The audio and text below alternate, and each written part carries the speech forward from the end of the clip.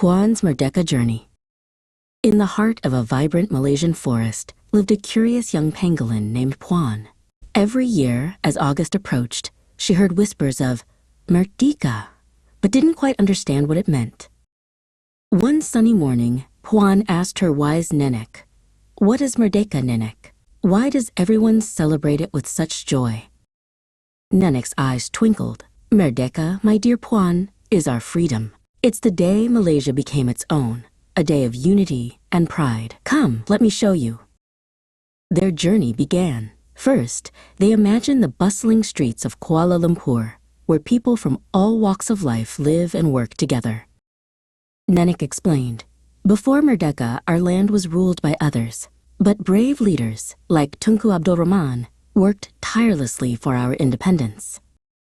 Puan listened intently. "So Merdeka means we are free to choose our own path, to celebrate our unique cultures and languages?" Nenek nodded. "Exactly.